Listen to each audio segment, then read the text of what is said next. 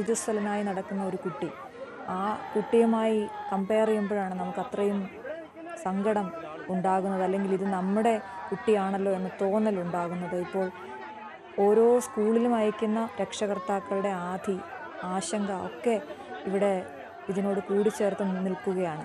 സ്കൂളുകളിലെ PTA യോഗങ്ങൾ പുതിയ പുതിയ കാര്യങ്ങളിലേക്ക് പോകുന്നതിന് മുൻപ് അടിസ്ഥാന സൗകര്യങ്ങളിലേക്കൊക്കെ അവരുടെ കണ്ണോടണം, അവരുടെ ചിന്ത പോകണം എന്നൊക്കെ ഒരു ഓർമ്മപ്പെടുത്തലാണ് മിഥുൻ നൽകി പോകുന്നത്, അല്ലേ ശരണ്യ?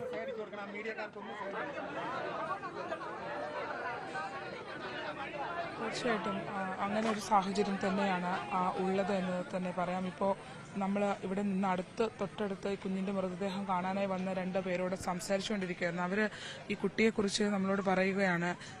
മിഥുനെ അറിയാം അല്ലേ? അറിയാം.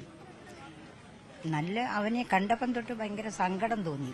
കാരണം മിടുക്കനായിട്ട് പഠിക്കുന്ന ഒരു കുട്ടിയായിട്ടാണ് അറിയാൻ കഴിഞ്ഞത്. അമ്മമ്മയൊക്കെ നല്ലതുപോലെ അറിയാം. അവന്റെ അമ്മയെ പരിചയമില്ല, അച്ഛനെയും കണ്ടിട്ടുള്ള ആളാണ്.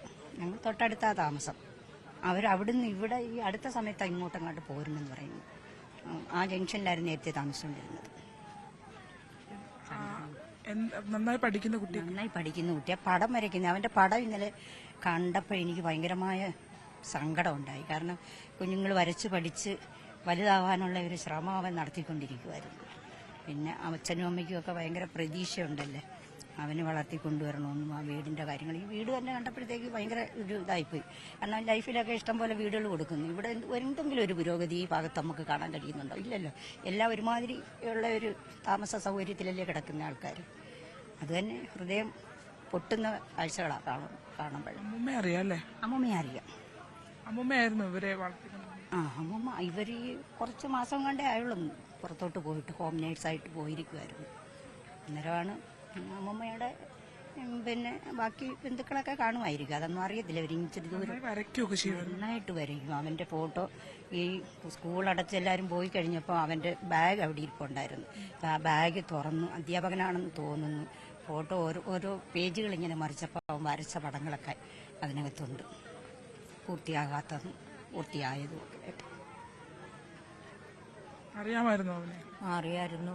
ഒരു ദിവസം ഞാൻ ഇതുപോലെ സ്കൂളിൽ ചെന്നപ്പോൾ ഒരു ടീച്ചറെ കാണാനായിരുന്നു ചെന്നപ്പോൾ ഈ കുട്ടിയെ ഞാൻ കണ്ടു.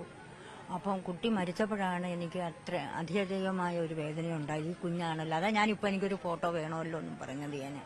പിന്നെ കുഞ്ഞുങ്ങൾ കളിക്കുന്നതും പിന്നെ ഈ വളന്തറ ഭാഗമൊക്കെ നമുക്കറിയാവുന്നതാണ്. നമ്മുടെ വീട് കായലിന് തൊട്ടക്കരെയാണ്. അങ്ങനെ വരുമ്പോഴെല്ലാം ഇതിൽ കൂടുതൽ ഒരു മന്ത്രി മരിച്ചാൽ പോലും ഇത്രയും ഒരു ആൾക്കൂട്ടം കാണുന്നില്ല. അത്യധികമായ ഹൃദയവേദനയോടെയാണ് ഈ കുഞ്ഞിനെ കാണാൻ വന്നത്. അതുപോലെ തന്നെ മാതാപിതാക്കളുടെ ഇരുത്ത കണ്ടിട്ട് പോലും സഹിക്കുന്നില്ല.